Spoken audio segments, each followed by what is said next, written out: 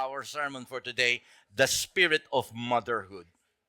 Okay? Dahil alam po ninyo, importante maintindihan natin na ang motherhood ay hindi para sa lahat ng babaeng nanganak. Okay? Minsan, there's a common misconception among women that, kumbaga, just simply having a child makes one a mother. No. It takes a special woman to become a mother. Are you here? Huwag nating isipin dahil may anak siya, nanay na siya. I mean, nanay kasi naging may anak, pero motherhood is, to be a mother is one thing, but motherhood is another thing.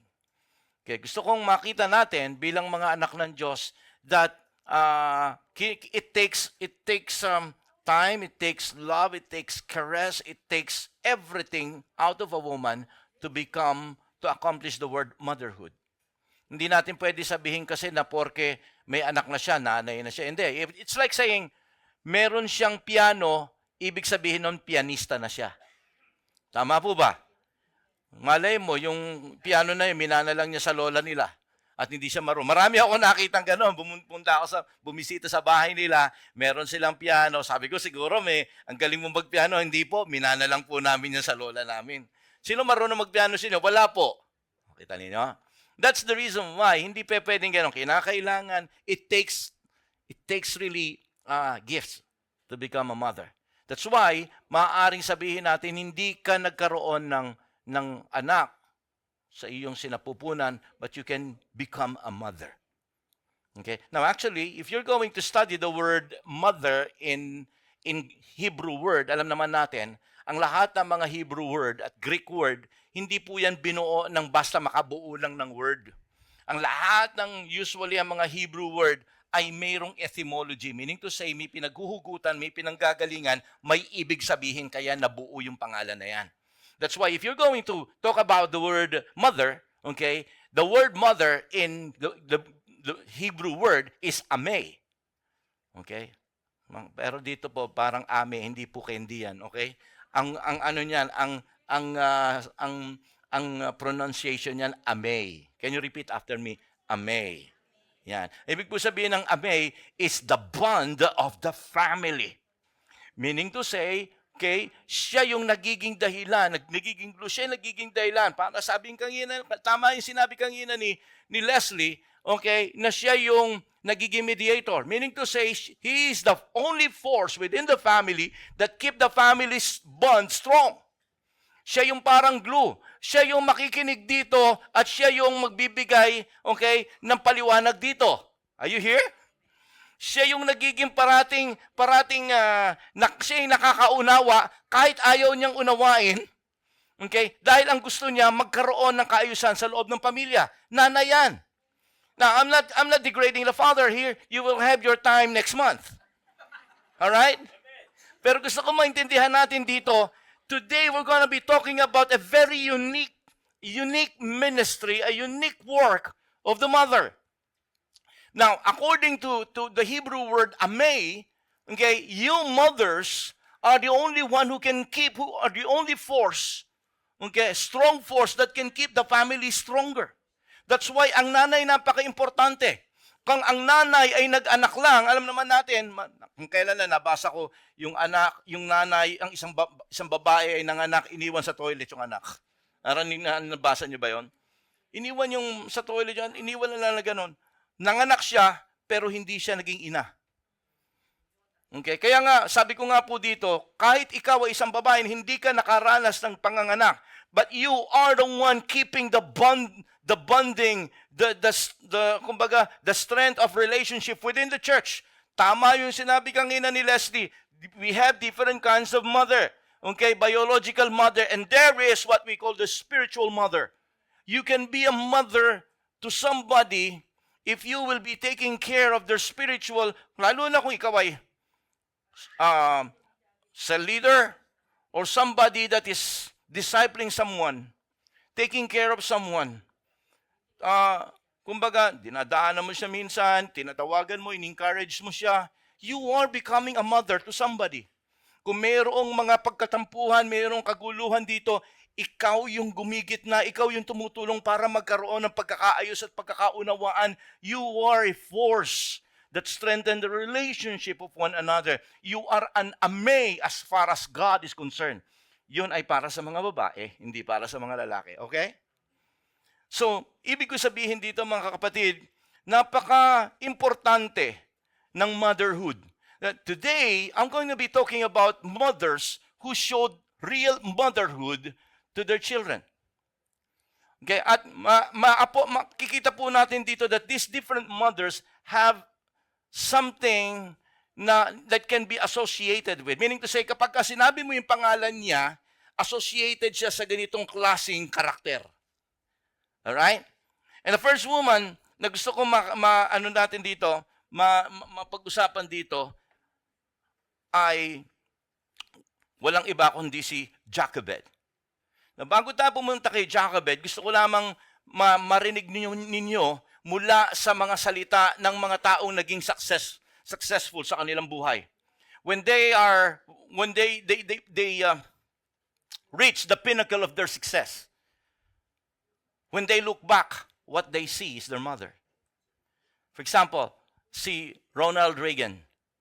Ang sabi ni Ronald Reagan after he took the oath of being the president. Ronald Reagan is one of the best president of the United States. Sabi po niya ganito, "From my mother, I learned the value of prayer. How to have dreams and believe I could make them come true." That's mother.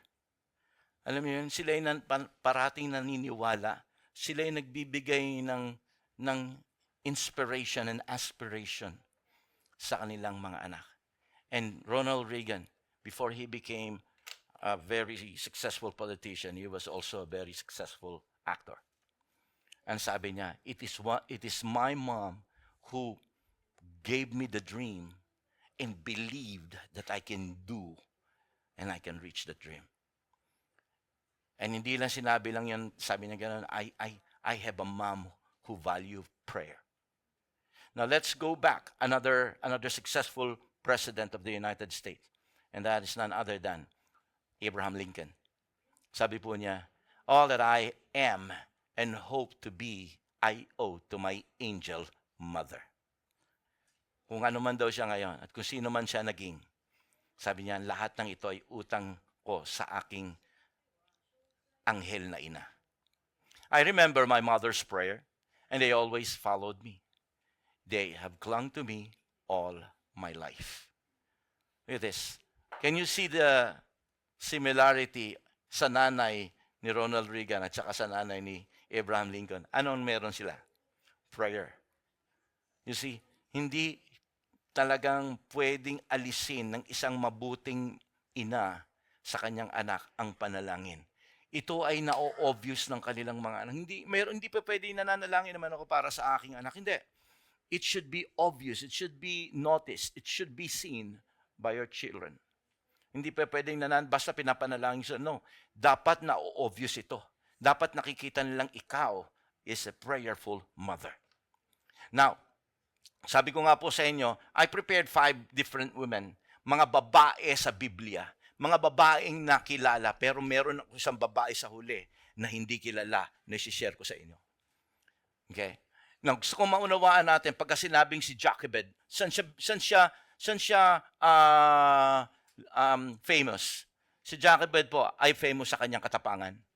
Now, maaaring tanungin niyo ako, sino ba si Jochebed? Pastor, hindi ko rin kilala yan. Akala ko ba mga famous yan? Famous yan. Baka nakalimutan mo lang at hindi masyado nababanggit ang kanyang pangalan. Jochebed was the mother of Moses. Okay? How Moses became is because of his mother. Alam po ninyo, kung hindi matapang si Jochebed at hindi niya ipinaglaban ang kanyang anak, hindi magiging deliverer at hindi niya ang mga Israelita ay mananatili na alipin ng mga Egyptian. Many years have passed after the death of Joseph the Dreamer. From being masasabi nating a very high-regarded foreigner sa bayan ng Egypt, after so many pharaoh that came and go, ang mga Israelita po, the Hebrew people became a second-rate people, citizen of Egypt. At doon natin nakita na eventually they became slave. And they were, dahil sila po ang ginamit ng mga Pharaoh para mabuo ang kanilang pyramid. So kung sino ang mga nagtayo nun, mga ano po yan, mga Israelita po yan, mga Hebrew people. Now the day came na narinig at dumating isang pagkakataon na kung saan mayroon po magiging deliver at magiging threat sa kaharian ng Egypt. So ang paraon po ay nagbigay ng malaking kautusan. Ang kautusan ay kinakailangan lahat ng mga kabataan, lahat ng mga baby na lalaki ay kinakailangang isuko sa kinauukulan upang lahat ito ay patayin. At kapag sino man ang hindi susunod sa kautusan nito ni Pharaoh, ang kanilang ina at ang buong kanilang pamilya mamamatay. And ito po ay ibinigay na kautusan sa lahat ng mga sa Hebrew land. And there's only one woman who disobeyed this rule. And that is none other than Jochebed. Okay? At gusto ko makita natin dito bilang isang ina, okay, alam niya na kinakailangan niya sagipin ang kanyang baby, pero sa paggawa noon, maaaring ito ay malagay sa kanilang, ang buong pamilya nila ay malagay sa panganib. But it took her 3 months to heed the baby. But lumalaki na yung baby, 3 months, maingay na yan. Hindi na nila pwedeng itago. So she decided to what? She decided to concoct a plan. Gusto ko natin makita natin dito hanggang sa panahon na she never gave up her baby. The strength and the courage of this woman. Sa kanyang katapangan, nag-isip siya kung anong dapat niyang gawin. At nakita po natin ang istorya na ito, na itong itong baby Moses na ito, mga kapatid, dahil wala pa siyang pangalan, binigyan siya ng pangalan ng prinsesa nung nakita siya. Okay. Tinawag siya Moses sapagkat siya ay napulot sa ilog, sa tubigan. Kaya gusto ko makita natin dito bilang mga anak ng Diyos, alam ni Jochebed na kung ito ay isusuko niya sa Pharaoh, ito ay isang malaking kasalanan sa ating Panginoong Diyos. Ayaw niya ng ganon. Sapagkat siya, mas malaki ang takot niya sa Diyos kaysa sa Pharaoh. She would rather die disobeying the Pharaoh than disobeying God's law. Tayo ba, mga kapatid ko, nasaan ba yung takot natin? Alam po ninyo, ang courage actually, hindi po yan absence of fear. Okay? Courage is not the absence of fear, but the presence of greater fear. Okay? Ibig sabihin, kanino ka talaga takot? Hindi po pwedeng ang tao walang takot. Pagka hindi ka nakakaramdam ng takot, hindi ka tao. Tama? Pero bakit niya mas sinunod ang gusto ng Diyos kaysa sinasabi o kautusan ni Pharaoh? Simply because she has greater fear on God rather than men. Even if it will, alam po ninyo, it will take her life and her whole family's lives. Para sa kanya, ang importante, sinunod niya ang kalooban ng Panginoon. Never did she know that the baby that she was fighting for will be the one that God will use for the future. Kung hindi po nagpakita ng tapang si Jochebed, there will be no Moses. At alam po natin, mga kapatid ko, dahil nanghawakan siya, okay, ang tapang niya ay nanggagaling sa pagkatakot niya sa Panginoon. Nakita ninyo? Courage is not the absence of fear. It's the presence of greater fear. Greater fear of God. Kanino ba ang takot? Kung siya siguro natakot kay Pharaoh, ano mangyayari? Ang didisobey niya si God. Amen. Tayo ba? Nasaan ang takot natin? Nasa asawa natin? Nasa boss natin? Nasa nanay natin? Nasaan ang takot natin? Mas takot ba tayo sa kanila kaysa sa Lord? Mas susundin ba natin sila kaysa kay Lord kapag ikaw ay dumating sa punto na mamimili ka kung sinong susundin mo, si Lord o sila. Jochebed was very courageous because he feared God more. She feared God more. Kaya gusto kong dito sa sa istorya na ito, okay, bilang isang nanay ipinakita niya, okay, na kaya niyang ipakita yung kanyang tapang alang-alang, okay, sa kanyang anak na si Moses. Subalit ang kanyang tapang, ang kanyang pinaguhugutan ay walang iba kundi sa ating Panginoong Diyos. I hope and pray, mga nanay, this is the true spirit of motherhood, na tayo ay magiging matapang. Pero ang tapang natin, na pinaguhugutan natin, ay nagmumula sa pagkatakot natin sa Diyos. Amen? Huwag tayong matakot sa mga sasabihin ng tao. Alam po ninyo, meron ako narinig na mga istorya na ibang mga kapatid natin na kaya sila nagpalaglag, anong tawag doon? Nagpa-abort, okay, ng baby sa kanilang sinapupunan dahil takot sila sa sasabihin ng tao, takot sila sa tao, takot sila sa kritisismo, takot silang iwaksi ng kanilang mga magulang, takot silang harapin yung katotohanan ng ginawa nilang kasalanan. Pero alam po niyo mga kapatid ko, mayroon naman na mga babae na tumayo sa ganung bagay, mas natakot sila sa Diyos at kanilang pinandigan ang kanilang ginawang kasalanan. Hiningi nila ng patawad sa Panginoon. At alam po ninyo, yung kanilang mga anak ay pinagpala din naman ng Diyos. Okay, meron ngang kaibigan, Sister Loy ninyo, gano'n na nangyari. Aba, di ba? Inaanak pa nga ng Sister Loy mo yun. But now, nasaan siya? Minsan dumalaon dito sa Japan. Siya po ay nakatira na sa UK. Okay? Siya po ay kinuha ng ano ba yan? Ng dictionary. Ano ba yan? Oxford Dictionary.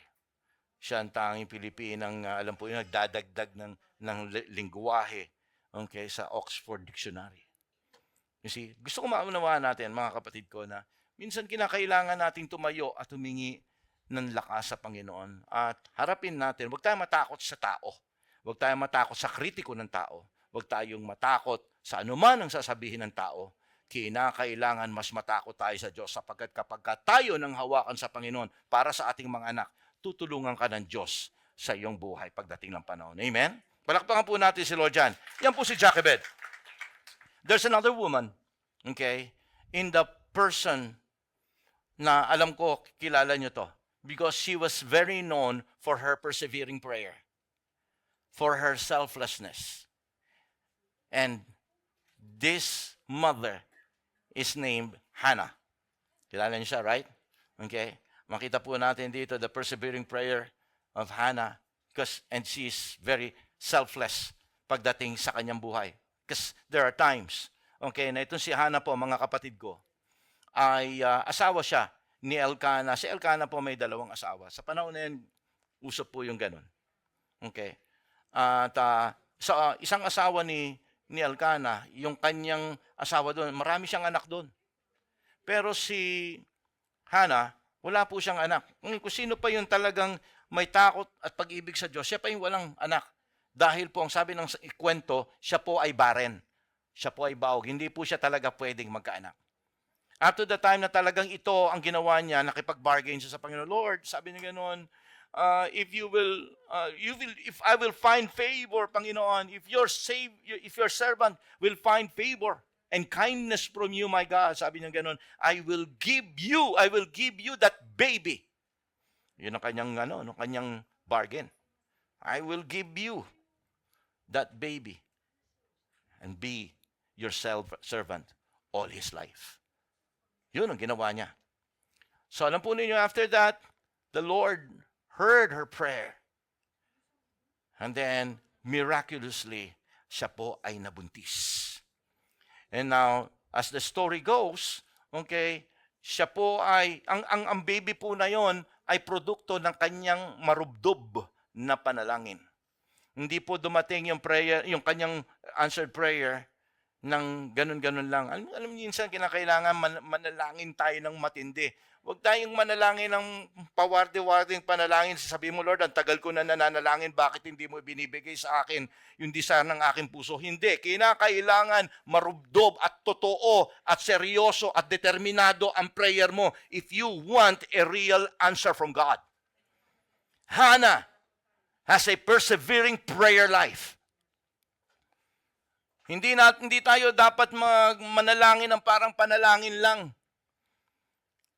Kung talagang masidhi at matindi ang gusto mong gumawa ng himala ang Panginoon sa buhay mo, kinakailangan mo ng persevering prayer. And this should come with, kumbaga, truthful, all-out prayer. Actually, dumating sa punto na siya po, bago po siya, just to show us, siguro sa story, kung gaano siya karubdob manalangin. At one time, the chief priest, okay? Ang pangalan ng chief priest ay si Eli, but he's not a good chief priest anyway. Okay? But he was the chief priest at that time.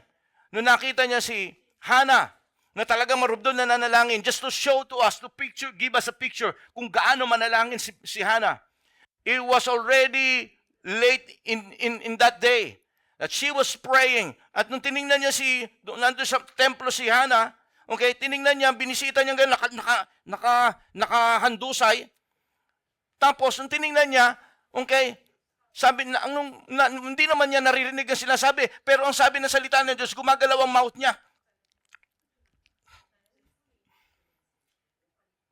Sapagkat wala nang lakas, wala nang energy sa katawan niyang pisikal si Hannah, and yet nandun pa rin, nananalangin pa rin yung spirito niya. Wala na lumalabas sa kanyang mga labi, and yet nananalangin pa rin siya sa kanyang isipan.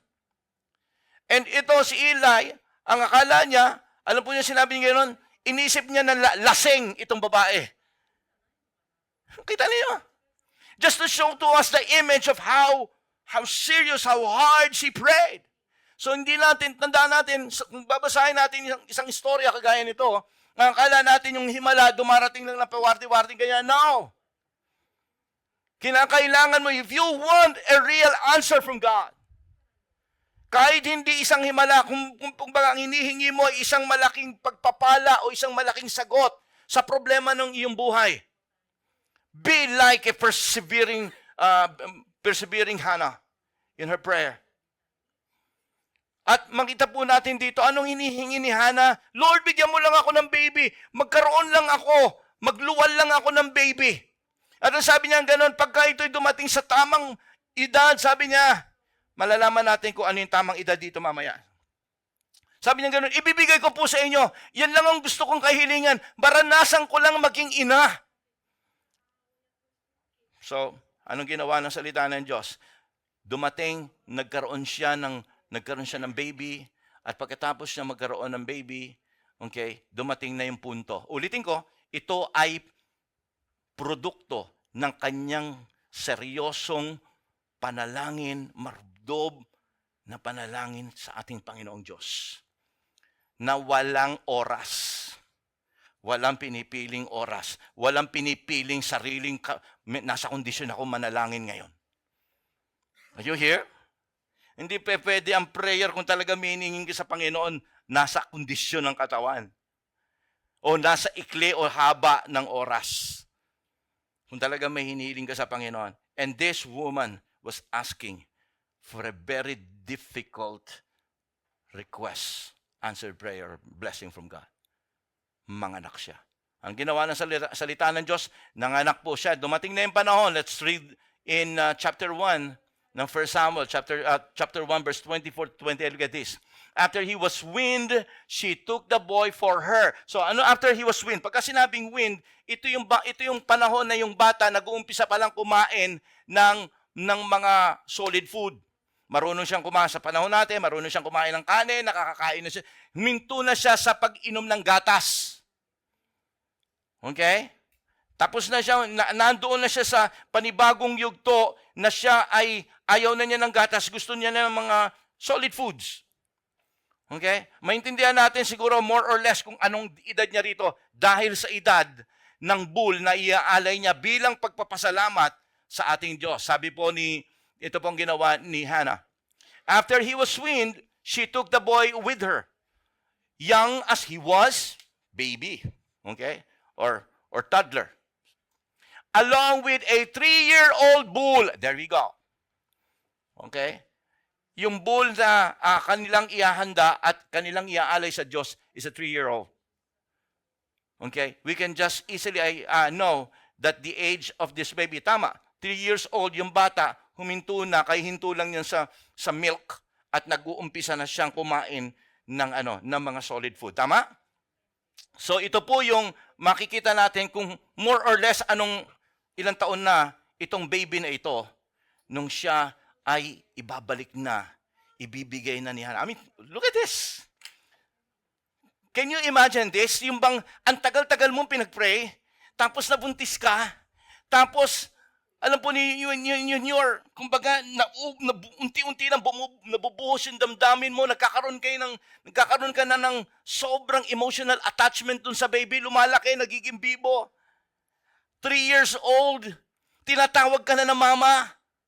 And all of a sudden, okay, hindi siya tika muna, siguro na hindi naman ni Lord yung damdamin ng isang ina. But she was so selfless. Because she knew na ang importante ay yung gawin ng kalooban ng Panginoon sapagkat meron siyang bargaining agreement kay God. Nagkaroon siya ng treaty kay Lord. Na, Lord, kung ibibigay mo sa akin to, iaalay ko sa iyo itong buhay ng batang ito all the days of his life. Maintindihan po natin na she never what?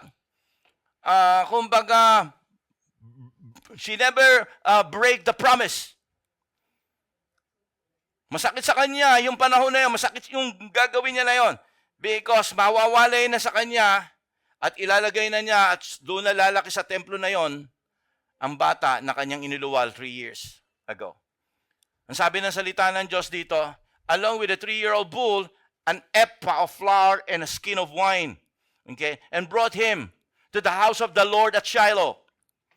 When they had slaughtered the bull, they brought the boy to Eli. And she said to him, as surely as you live, my Lord, I am the woman who stood here beside you praying to the Lord. Pinaalala ni Hannah kung sino siya. Ako yung babaeng inakala mo na lasing. Ako yun. Ngayon, nandito ako ngayon kasi nakipag-usap ako sa Panginoon na kung bibigyan niya ako ng baby, itong baby na to iaalay ko sa iyo. Now, sino yung, may baby tayo rito, ha? Okay yan. Sumasagot siya, amen, sabi niya. Gusto ko makita natin dito, ilang taon na ba yan? 1. Okay. So, 2 taon pa. Hindi no? Hindi ko alagaan niya, pasensya na pag gusto kong intindihin natin dito sa istoryang ito, mga kapatid ko, that together with the boy, she brought with him those sacrifices. Ito ay pagpapakita ng Panginoon, tumatanaw ako ng malaking gratefulness, ng pasasalamat, sapagkat Panginoon, ang importante, sinagot mo yung aking panalangin at hindi ko kakalimutan yung aking pakikipag-bargain. Tayo, balikan natin yung ating bilang nanay. Ang dami nating mga sinabi kay Lord, pinag-pray natin ang ating mga anak. Sa pag-pray natin sa ating Panginoon, once in a while na kapag bigay tayo, Lord, kapag sinugot mo to, alam mo, Lord, yung gagawin ko. Lord, yung anak ko, pagalingin mo. Kasi pagka pinagaling mo, ito gagawin ko, Lord. Marami tayong mga bagay na nagawa na ba natin? Lord, tulungan mo yung anak ko makapasa. Okay. Gusto ko makita natin, sa istoryang ito, si Hannah was what? She kept that communication with God at hindi rin niya kinakalimutan kung ano man yung napag-usapan nila ni Lord. I mean, ito po yung napakagandang isang trait, spirit ng isang ina. This is the spirit of Hannah, my friends. Mga nanay, okay, naging napakahirap ng pinagdaanan ni Hannah. Pero mga nanay, sana matuto po tayo sa espiritu, sa istorya ni Hannah. Okay? And it's good to make a bargain with God. But the problem is, never ever forget that bargaining, kung halimbawa ito ay tungkol sa iyong mga anak. Minsan kahit hindi tungkol sa iyong mga anak, minsan sa ibang parte ng iyong buhay. Kung ikaw ay makikipag-bargain sa Panginoon, there's nothing wrong with that. If God will answer your prayer, never ever forget what you have talked, what you bargain with God. Importante sa Panginoon yan. Binigay ng Diyos ang bagay na hinihingi mo. Kaya niya binigay yon, ang sinusubukan ng Panginoon kung ikaw ay tutupad din sa usapan ninyo. Ito po para kay si Hannah po, she kept her promise. She gave her son back to God. She kept her promise and she prayed for her son all his life. And true enough, nung kanyang inalay ang kanyang anak, ano po nangyari? Itong anak niya ay hindi pinabayaan ng Diyos. Itong anak niya became the first prophet of Israel. And his name is Samuel. So makita po natin dito mga kapatid ko, anumang bagay ang itataas natin sa Panginoon, ang ating anak, kagaya ni Jochebed, tinaas niya ang Panginoon sa kanyang anak. Anong ginawa ng Panginoon sa kanyang anak? Pinagpala ng Diyos, naging successful, at ito ay naging deliverer. Actually, if you will go back, if you will still go to Israel, ask them, who's the greatest leader of Israel? They will tell you, it's Moses. Everyone, every single Israelites will say to you, Moses is the greatest leader of Israel. Even the Muslims will share the same alam po ninyo, feeling. Kasi sabi nila si Moses daw yung kanilang kanilang great leader. But of course, alam natin na si Moses ay Hudyo. Siya po ay Hebreo pala. Okay. So tingnan po natin, tuloy po natin yan. So as a mother, we must have the spirit of Hannah, a persevering, prayerful mother, and a mother who is selfless when it comes, to God. The other, the third woman of the Bible na dapat nating makita, gusto kong i-recognize, bilang nandito naman tayo, the spirit of motherhood, is a woman na, alam po ninyo, sinabi ni-recognize ni Paul. Ni-recognize ni Paul itong dalawang babae na to. Okay? Punta tayo sa New Testament. Itong dalawang babae na to, kung bakit niya ni-recognize? Kasi alam niya na matatag ang pundasyon ng batang ito na gagawin niyang pastor. He was the youngest recorded pastor in the New Testament during the book of the Apostles. And his name is Timothy. Okay? Now, sa kanyang paglaki, bakit medyo mataas ang, kumbaga, ang dami naman pwedeng maging pastor, ang dami naman niyang pwedeng turuan, ang dami naman niyang pwedeng i-mentor, pero bakit napili niya at napusuan niya mabuti si Timothy? It's not because of Timothy, it's because of the mother. Ano po ang sabi? Okay? Si Lois and Eunice. Okay? When it comes to mentoring and training, okay, itong dalawang mag-ina na to ay famous.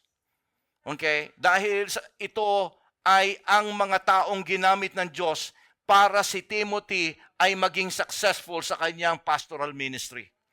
If Moses and Samuel became successful in their field as a leader of the nation, as a prophet of Israel, and the kingmaker himself, Samuel, si Timothy po, mga kapatid ko, became successful because meron po siyang nanay at lola na discipler at mentor.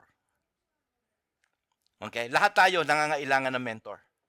Lahat ng tao dito, walang tao na ipinanganak na hindi nangangailangan ng mentor at discipler.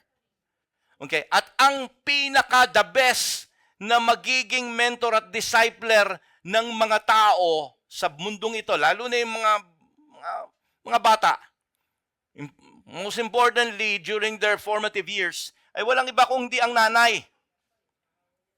Andiyan po kayo, mga anak ng Diyos? Sapagkat ang nanay lamang ang may unique na trabaho, may unique na posisyon sa loob ng tahanan, na sila ay magagalit, sila ay mamamalo, pero hindi nila masasaktan ang damdamin ng kanilang anak. Kaming mga tatay, pagka nagalit kami, okay, nasasaktan ang damdamin ng mga anak. Pero ang nanay, pagka namalo yan, natatakot, takot ang mga anak dyan minsan, ha? Okay? Kung kailan lang, nadinig ko si Juby. Sabi niya kay Aaron, no? Isa! Nako, hindi na maintindihan ni, isa pa lang, ha? Hanggang yun mo yun, baka 100 yun, ha? Okay? So, gusto kong makita natin dito na unique kayong mga nanay, eh.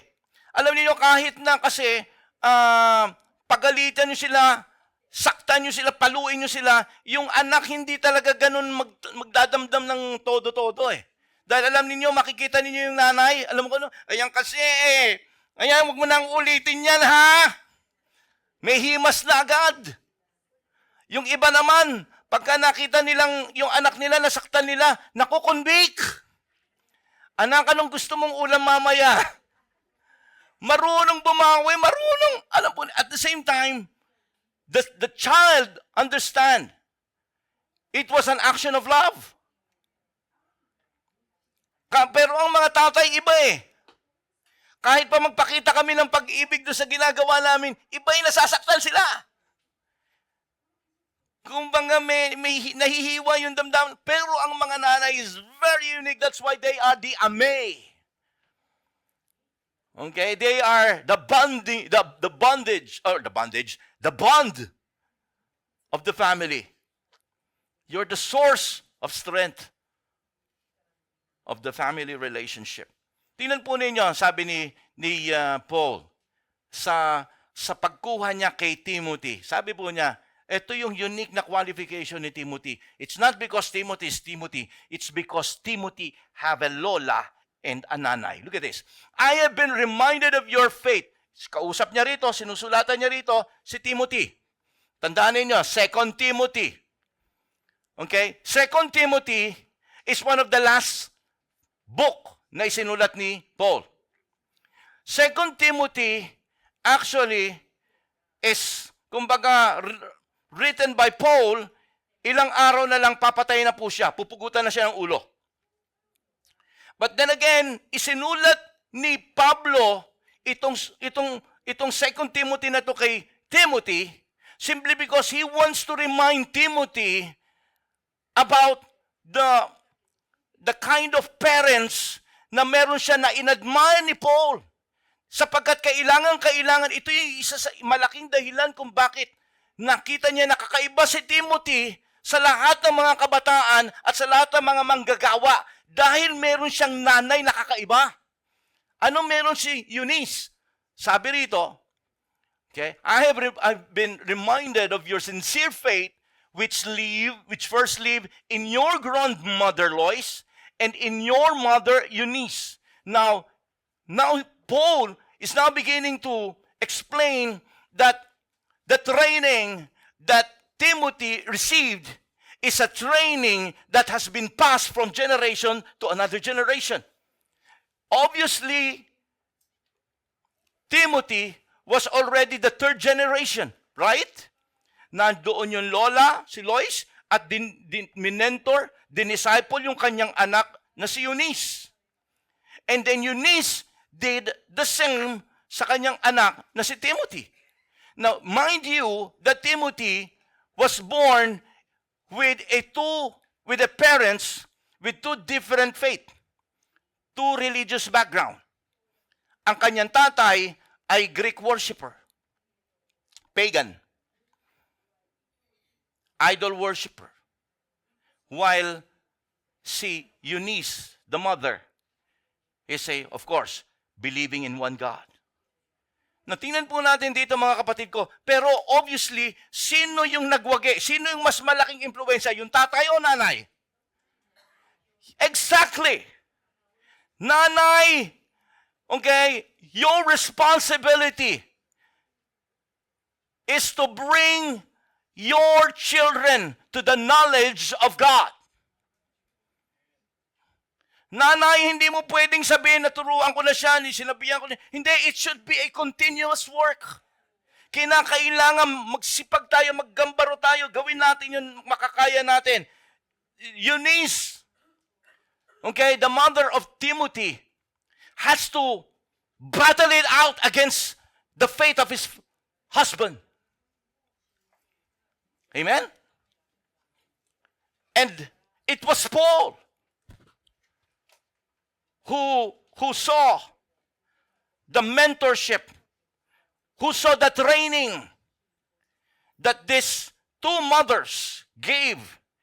Meron pa nga siya, buy one, take one pa nga si Timothy. Bakit? Meron na siyang nanay, meron pa siyang lola. Kaya nga ni-recognize ni Paul yung lola. Gusto kong makita natin dito mga kapatid ko, kung kayo ay produkto ng nanay na mananampalataya, mapalad kayo. Ngayon, kung kayo ay may nanay na hindi mananampalataya, pero ikaw ngayon ang nakakilala sa Panginoon, dapat itong mag-umpisa sa'yo. That's the spirit of Lois and Eunice.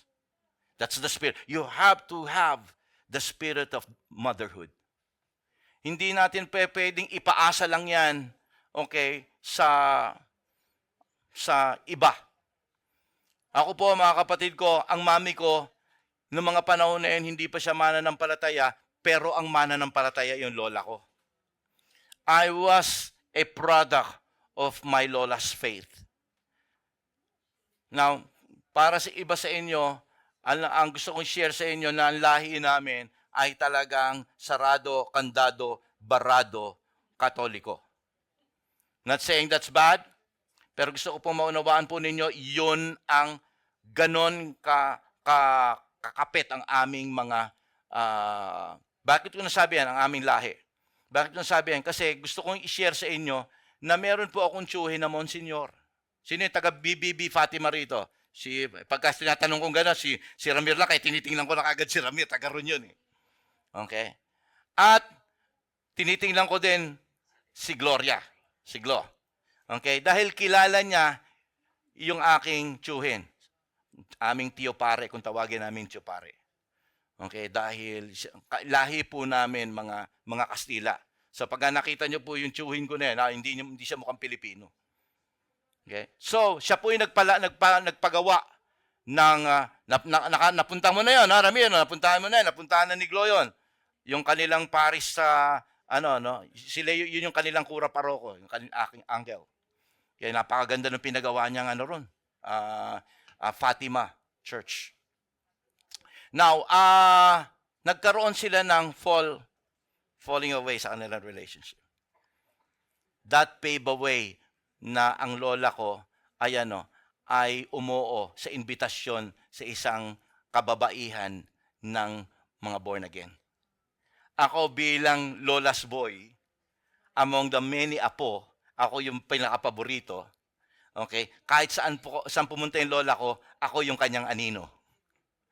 Okay? Kasama ako parate. At doon ako nasama sa Sunday school. Alam po ninyo, si Pastor Monty ay resulta lang ng Sunday school. Kaya ang Sunday school importante sa akin. Importante sa church natin. Sapagkat diyan po ako nabutuhan sa aking Christian life.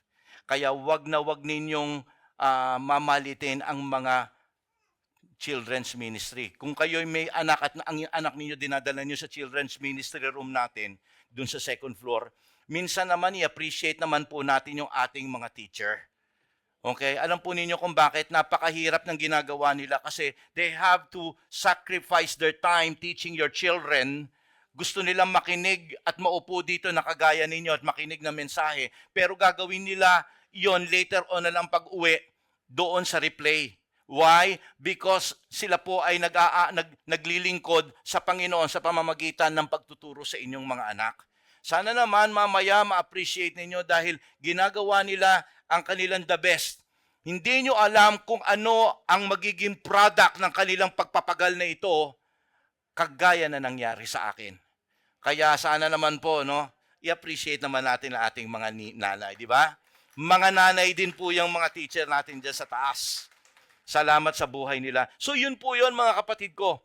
I was discipled by my lola. Nilagaan po niya ako. We need to be discipled in our life one way or another. We need to take good care of our children. We need to punish them if it is needed. We need to correct them if it is needed. But kagaya nga sabi ko sa inyo, napakaganda ng mga nanay na sila ang magtuturo sapagkat hindi nakakasugat ng damdamin ang kanilang pagtutuwid. So, sabi po ng salita ng Diyos, Proverbs 22:6, sabi niyang gano'n, no? Ito, para sa mga nanay talaga to. Train up a child in the way he should go. And when he is old, he will not turn from it. Kailan natin ititrain ang ating mga anak? When they still yet a child. Okay? Kaya hindi natin dapat, lalo na ngayong mga formative years, lalo na yung mga young couples natin dito. I remember, okay, Joshua ay na noon talagang binutuhan ko sila sa salita ng Diyos.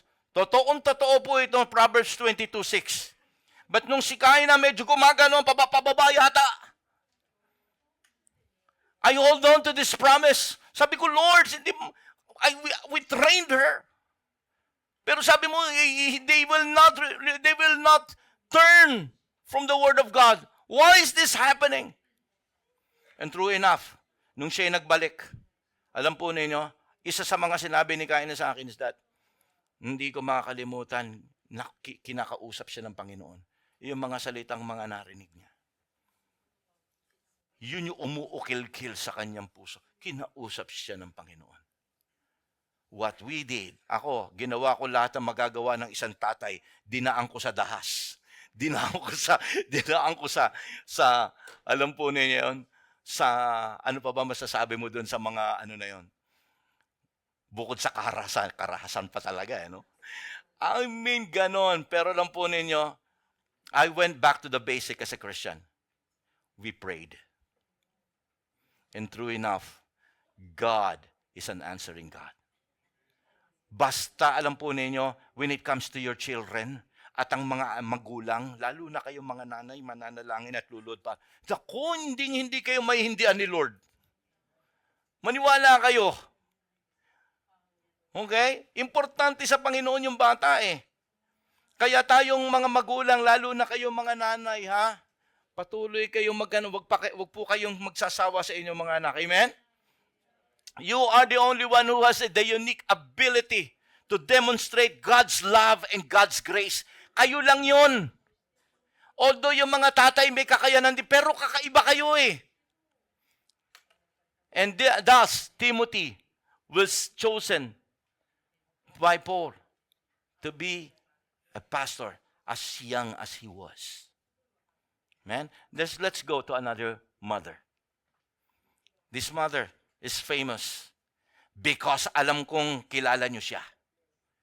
Siya ang nanay na makapalang muka. Siya ang nanay na bias. Siya yung nanay na gagawin at magsasalita ng mga bagay tungkol sa kanyang mga anak. Wala siyang pakialam kahit may nakakarinig na mga barkada ng kanyang mga anak. Ito'y walang iba kundi si Salome. Sino si Salome? Ang anak ng Brothers of Thunder, ni Juan at ni Santiago, the mother of James and John. Alright? Now, ano po siya, mga kapatid ko? Okay? Although, masabi natin na itong nanay na ito ay bias, unreasonable at times, pero alam po ninyo, ginagawa niya to because, simple, malinis ang kanyang hangarin para sa kanyang mga anak. Okay, ganyan naman ang mothers are not perfect. Amen? Mothers are not perfect. Aawayin yan kahit bata. Tama, mali. Nakakita na ako niyan. Okay? Ay, nako, papatol yan kahit kangino. Huwag mo, ha? Nako. At itong nanay na ito, si Salome, kakaiba siya. Sapagkat obviously, itong nanay na ito has built a strong relationship with these two bully brothers. Bakit ko sinabing bully brothers? Kasi tinawag sila ni Lord itong magkapatid na to, the brothers of thunder. Kasi obviously, siguro, pagka galit may kagalit yung isa gagang up doon. Tol, bugbugin natin ito, tol. Mga ganyan. Okay? And ganun nga sila. Now, for so many times, they heard Jesus talking about his living. After almost 3 years, Jesus Christ is now beginning to teach and tell them na ako ay aalis. So, of course, anong pumasok dito sa mga disipulo? Aba, kung aalis si Jesus Christ, sino ang magiging kapalit? Tama? Now, at that point in time, dapat nating makita rito na iba ang kaisipan nila kay Jesus. Kung tayo ang nasa isip natin, yung tamang kaisipan natin kay Jesus Christ, that Jesus Christ is the King of the heavenly kingdom, at this point in time, itong mga disipulo niya, ay ang tingin nila kay Jesus Christ is something like a political king, a political leader, who will begin to build a kingdom within the community of Israel. Kaya nga nakita niyo po, tinatanong siya nila Pilato, "Are you the king of the Jews?" Oh. Sabi ni Lord, ikaw may sabi niyan, hindi ako. Ang akala nila kasi, Jesus Christ was claiming to be the physical and the temporal king. But Jesus Christ is all talking about the spiritual kingdom. Then again, yun din ang pagkakaisip nitong mga kasi hindi natin maalis sapagkat they have been under oppression for so many years. Under the colony of the Great Roman Empire. So gusto nilang maraming lumabas na mga paghasik sa panahon na yon, but lahat sila ay napuksa ng Roman Empire. At pinapataya, talagang pinapahiya yung mga nahuhuli na yan. So ang tingin nila kay Jesus Christ is someone that can create an uprising at na makaya niyang ihiwalay ang bayan ng Israel at makabuo ng isang panibagong nasyon. Si Jesus Christ was not telling them that. Ang kanilang kaisipan, ganon. So, iniisip nila kung alis si Jesus Christ, sino ipapalit ni Jesus? Okay? So hanggang ngayon, gumawa itong dalawang magkapatid, gumawa ng paraan. Nagsumbong sa kanilang nanay. Now, alam po ninyo, itong nanay na ito, bibigyan ko kayo ng konting background kay Salome. Si Salome po ay hindi estranghero kay Jesus. Because if we're going to study thoroughly the Gospels, the 4 books of the New Testament, the first 4 books of the New Testament, mababasa natin doon once in a while na babanggit yung pangalan ni Salome, okay, or the mother of James and John. Siya po ay isang financial supporter ng ministry ng ating Panginoong Hesukristo. Okay? Isa sa mga talagang tumutulong siya kung ano man yung finances na kailangan. Alam po ninyo, kahit sa panahon ng ating Panginoong Hesukristo, ang ministry hindi kikilos yan, hindi gagalaw yan kung walang pera. Okay? So, she knew. Kilala niya si Jesus at kilala siya ni Jesus. Okay? No, ang ginawa niya ngayon, ganun ba? Aalis na ba? O sige, huwag kayong mag-alala mga anak. Akong bahala. Si mother ang bahala. Okay? Now, tingnan po natin. Ito na yung tagpo. In Matthew chapter 20 to 22. Then the mother of Zebedee's son came to Jesus with her sons and kneeling down asked for favor. Ganyan, magaling talaga mga nanay, planado yan. Pagka kumilos yung mga nanay, planado yan. Pagka lalo na yung anak, may magpapaalam, okay? At alam niyang hindi papayag yung tatay, magaling ang nanay. kukuntsabahin ng anak yung nanay. Tama? Kanino parati nagsasabi yung anak? Sa tatay ba agad? Sa nanay. Okay? Alam nung anak hindi pa kagad papayag, okay? Kaya ang gagawin sa medyo shortcut dun sa nanay at ang nanay ang gagawa ng paraan. Sige anak, akong bahala. Yan. So, ganito na yung nangyari. Planado itong ginawa ni Salome. And sabi ng salita ng Diyos dito, she bowed down, okay, kneeling down, nagpakita siya ng paggalang sa ating Panginoon Jesucristo, and then, sinawalat na niya ang kanyang gusto. He asked for a favor, okay, from Jesus. Sabi ni Jesus Christ, tinanong siya, although alam na ng Panginoong Jesucristo ang kanyang dahilan, pero kunyari, tinanong ni Lord, what is it you want? Okay? Sumagot siya. Walang patumangga. Direct to the point. Wala siyang pakialam kung itong sasabihin niya ay naririnig ni Pedro. Nandyan si Mateo. Okay? Nandyan si Judas Iscariote. Wala siyang pakialam. Ang pakialam niya ay yung kapakanan ng kanyang anak. What is it that you want? Sabi ni Jesus. Sabi po nitong si Nanay Salome, grant one of these two sons of mine may sit at your right and the other one is on the left of your kingdom. Nakita po ninyo? Wala siyang sinabing pangalan. Hindi niya sinabing si Juan sa kanan at si Santiago sa kaliwa. Kasi ayaw niya magkasamaan ng loob yung magkapatid. Lord, prerogative mo kung sino ilalagay mo sa kanan, kung sino ilalagay mo sa kaliwa. Pero ang importante, sila yung katabi mo. Nakita ninyo? Very unreasonable, right? Bias, di ba? And yet, alam po ninyo, ganyan ang nanay. Alam po ninyo, minsan, ito yung tinatawag na devotion sa ating mga anak. Kasi it builds moral sa ating mga anak. Naalala niyo yung sabi ni Lincoln at saka ni Ronald Reagan kanina?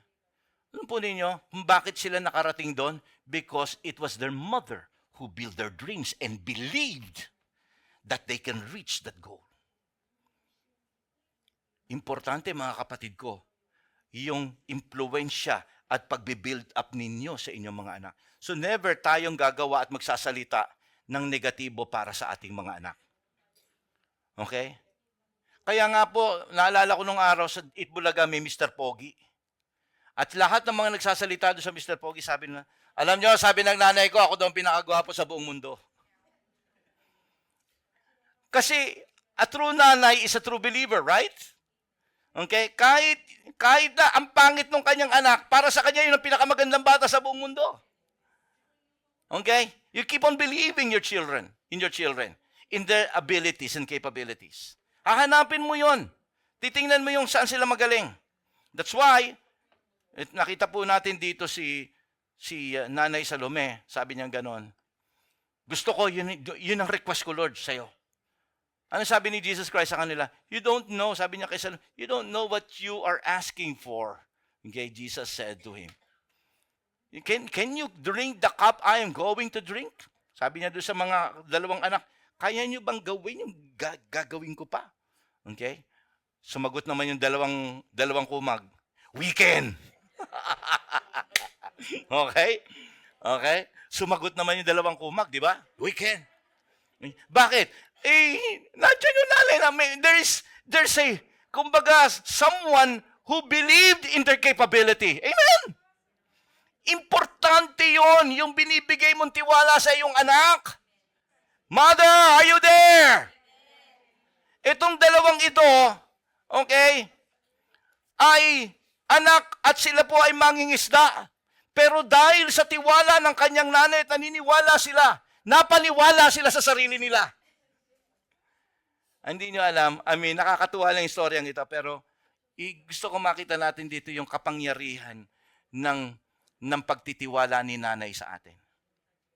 Ganun lang po kasimple yun. So you need to develop that devotion with your children, like the devotion of Salome. Amen? And there's the other one, the last mother. And this mother, I will tell you, is the different kind of mother. This mother is very, alam po ninyo, infamous and not popular. Infamous in a way, sapagkat kakaiba yung ginawa niya. Itong unang apat, kayang gawin ng mga futsong nanay. Pero itong panglima, I don't know kung marami dito sa harapan natin ngayon ang magagawa niya. Okay? This happened, I will give you the story, the background of the story para mapabilis tayo. This happened at one time nung kauupo pa lang ni David bilang hari. Patay na si Saul, patay na rin yung kanyang kaibigan na si Jonathan. Kaupo lang niya. Dumaan yung 3 taon, nagulat ito si David. Sabi niya gano'n, this is very something unusual. Why? Sapagkat nagkaroon ng 3 taon na nagkakaroon ng famine, kagutuman sa Israel. Hindi sila, ang buong bansa hindi nakakakain ng maayos. So, at one time, the Lord sought the word from Yahweh. He prayed and he asked God. So dumating ang panahon na nagsalita ang Diyos kay David. And the Lord told David the reason. Ang sabi niya gano'n, the reason is, nung hari pa si Saul, he broke the treaty that he made oath, the treaty that has been given oath between Israel and the Gibeonites. Ang ibig sabihin dito, what the Lord was talking about is the treaty between Joshua and the Gibeonites. 400 years earlier. Ito, kung gusto niyo makita yung istorya na to, nasa Joshua chapter 9 to. Ito yung istorya na kung saan nakipag-oath, nakipag-treaty si Joshua being the representative of Israel at saka sa mga Gibeonites that Israel will be the defender, will become the defender of the Gibeons. But, nung naging hari na, after fast forward 400 years, nagkaroon ng kaunang-unahang hari ang Israel, at ng panahon nito, kumbaga, nagkasala na rito si Saul. Saul was ruled by pride, by self-will, and ungodly desires. Thus, he broke the treaty and killed many Gibeonites. At dahil doon, nagalit si Lord. Bakit? Sapagkat yung treaty ng ginamit ay ang pangalan ng Diyos. Okay? At tapos, hindi mo gagawin yung bagay na yon na isinali mo ang Diyos sa treaty na yon, magagalit si Lord dyan. That's the reason why, naalala ninyo, isa sa mga 10 Commandments, thou shalt not use the name of God in vain. Never ever use the name of God kahit pa sa anumang bagay, kahit man ito sa pangungutang. Saksi ko ang Diyos, babayaran kita. Naintindihan ninyo? No, you don't do that.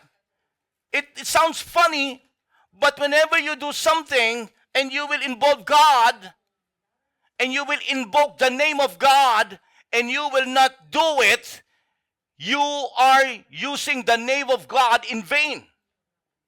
Amen? No, tingnan po natin dito, tuloy po natin. So, later on, okay, naunawaan ni David, yung kaya pala mayroong ganitong famine. So, what he did, he asked for the leaders of the Gibeonites, the tribe of Gibeon. Sabi niya, anong gusto niyo gawin para magkaroon ng maayos itong problema na ito? And what they did, these leaders of the Gibeons says that, just give us 7 sa 7 lalaki na galing sa lahi ni King Saul. And we're going to execute them. And we're going to put them on the cross.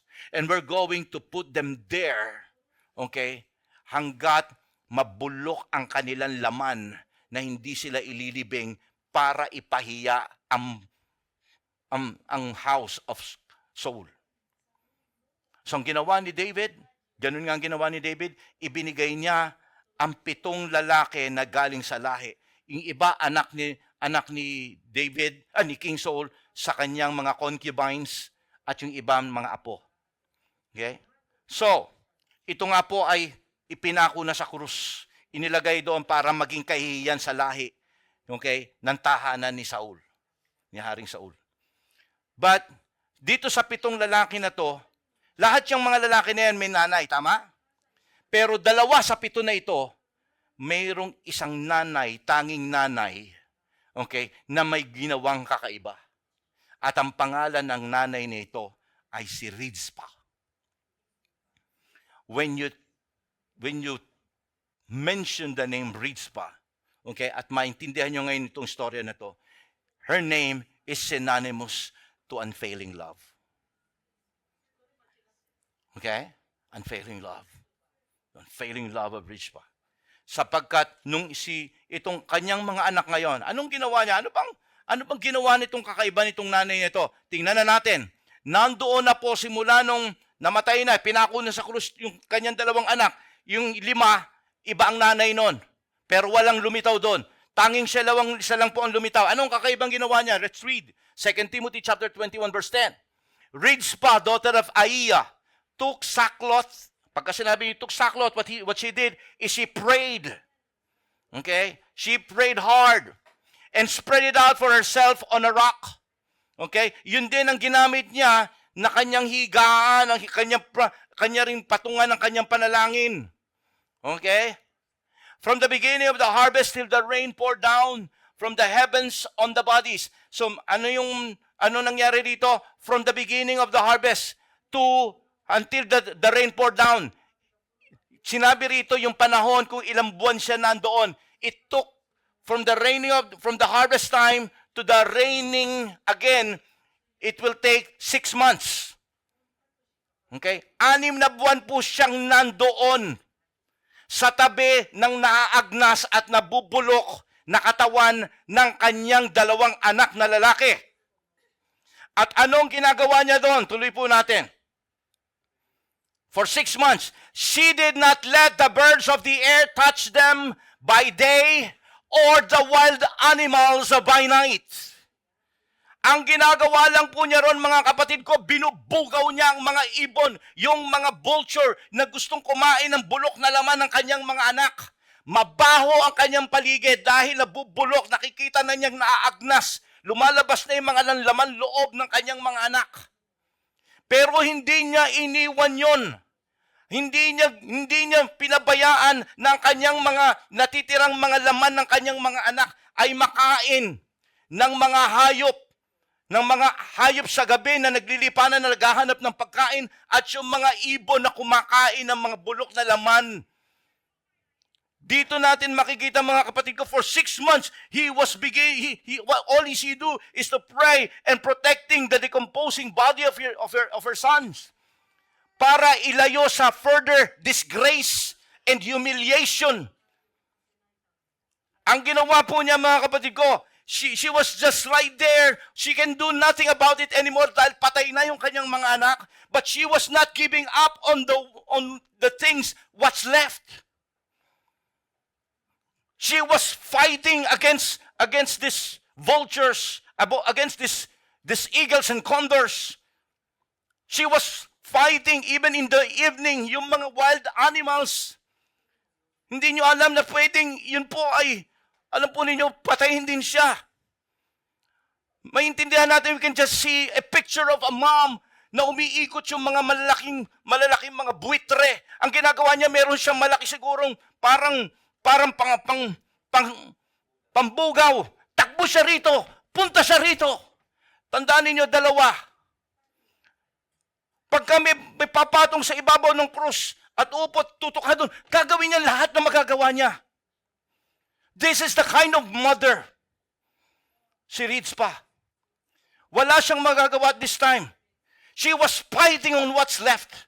Likewise, mga nanay, I'm praying, maybe your child is not dead physically, but your child or your children is dead in sin, dead in rebellion, dead in homosexuality, and you're saying, wala na akong magagawa, ginawa ko na lahat, dead in addiction. But do not give up on what's left. You need to pray to God, you need to rebuke, you need to fight off the devil. You need to do your best. Hindi tayo dapat give up sa anumang nangyayari sa ating mga anak. Hindi natin sila dapat pabayaan. We have to fight what's left. We have to pray harder. We need to fight the demons roaming around your children. Tell them, Satan, you demons, you cannot have my child. You cannot have my child. I will fight for it. Kahit na it seems everything is hopeless. Kahit nangangamoy na sa kasalanan ang iyong anak. You need to fight hard. You need to fight with the spirit of Rizpah. Are you here, mothers? You need to fight. Now, if you think, pakinggan niyo ako, if you think the story is over, no. Because this story will end up in a good ending. Nung narinig ito at nakarating kay Haring David, David was amazed. David was like, kumanga siya, kakaiba itong nanay na ito. Ayaw niya na ma-humiliate pa ng todo, ma-disgrace pa ng todo. Itong nanay na to talagang pinutektahan niya kahit bangkay na lang ng kanyang mga anak. And what David did is this, in verse 11 to verse 14. When David was told that Aiah's daughter Rizpah, Saul's concubine, had done, nung narinig ito ni Haring David, he went and took the bones of Saul and his son Jonathan from the citizens of Jabesh Gilead. Alam po ninyo, yung buto po, yung bangkay po ni Haring Saul at saka ni Jonathan, kinuha po niya yan, inilagay po niya yan sa isang parang lugar, parang sa panahon natin, parang ginawa niya isang malaking mausoleo, kasama yung tatay ni Haring Saul. So parang naging ito ay, kumbaga, burial area ng unang hari ng Israel at ng kanyang lahi. Now remember, kaya pinatay yung 7 lalaki para bigyan ng kahihiyan ang pamilya ni the house of King Saul.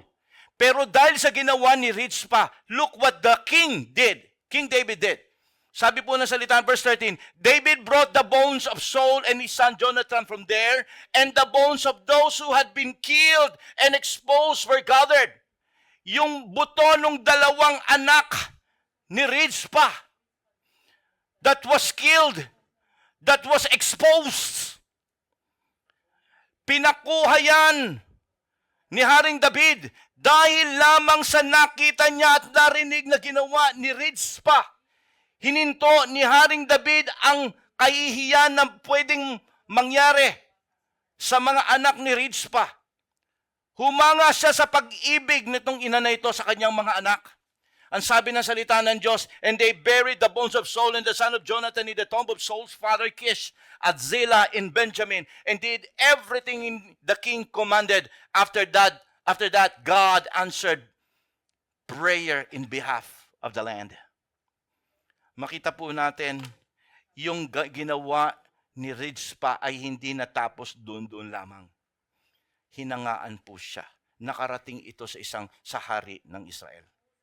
At ang ginawa ni David, binawi niya ang parusang iginawad niya sa house ni King Saul. Bakit? Sapagkat may gumawa na isang ina. Now, kung tatanungin niyo yung sarili, what drove Rizpah to do such bizarre action? It's bizarre.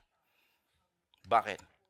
Alam po niyo kung it's the unbreakable love of a mother. That's the only reason why.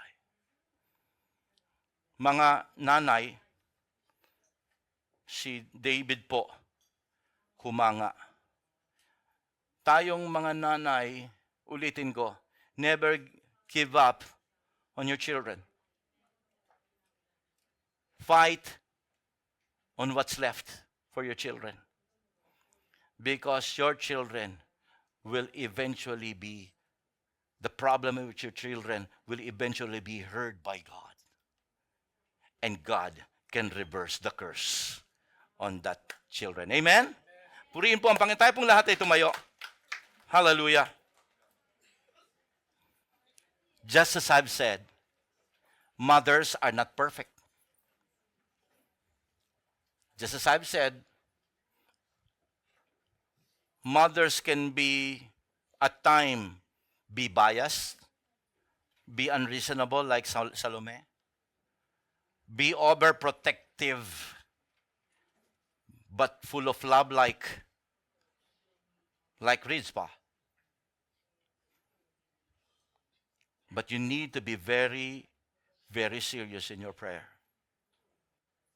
Taglayin natin yung mga bagay na meron ang mga babaeng ating pinag-aralan ngayon. These are the spirits of motherhood. Panatiliin nating lumalago ang ating pananampalataya. Na bago po ako matapos, gusto kong basahin itong, alam po ninyo matagal na po ito, pero I always want to bring this up once in a while para to remind yung mga babae, yung mga nanay, kung ano yung difference between a strong woman and a woman of strength. I want you to become a woman of strength. Now, ito po ang sabi. This poem was made by Luke Easter. Sabi po niya ganito. A strong woman works out every day to keep her body in shape. It's a strong woman. Gym, But a woman of strength kneels in prayer to keep her soul in shape. A strong woman isn't afraid of anything, but a woman of strength shows her courage in the midst of fear. A strong woman won't let anyone get the best of her, but a woman of strength gives the best of her to everyone. A strong woman walks sure-footedly, but a woman of strength knows God will catch her when she falls. A strong woman wears the look of confidence in her face, but a woman of strength wears grace. A strong woman has faith that she is strong enough for the journey, but a woman of strength has the faith that in the journey, she will become strong. Gusto ko maintindihan natin dito mga kapatid ko, what makes the difference between the two? What's the difference? Simple. It's the faith. I want you to grow in faith, my friends.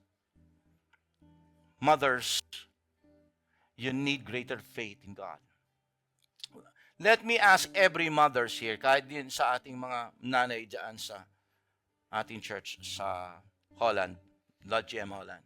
As we all closing our eyes and bowing down our heads. Nanay, I want you to lift your hands. Let me pray for you. I know you're not perfect. I know one time or another, may mga na-overlook tayo, meron tayong na-neglect. At minsan iba sa atin dito nagsisisi, bakit hindi ko nagawa yun? Bakit ganon? You don't need to accuse yourself. You don't need to say anything against yourself. Past is past. But one thing I know, if you cling unto the Lord and you pray, God can do something about your children. Your prayer, mothers, is powerful. I'm telling you, hindi yung pakilala ang sarili mo kung gaano ka tinitingnan ng Diyos once you pray for your children.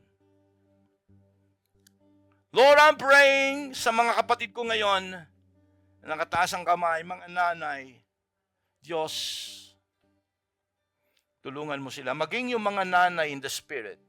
Hindi sila, Lord God, hindi sila biological mother, but they are spiritual mother to someone. God, pagpalain mo ngayon ang kanilang buhay. Lord, multiply their energy, their patience, and their knowledge and wisdom. Because, Lord, first and foremost, Lord, they are mentors and disciplers for their children. Lord, let them know the Word of God so that they can use it, Father. So as they become the bond of the family, the bond that brings the family together. Lord, magagamit nilang kapangyarihan ng iyong mga salita. Everything that will come out from their tongue, Lord God, will be a soothing medicine to the aching heart, to the angry hearts of their children. Panginoon, salamat po.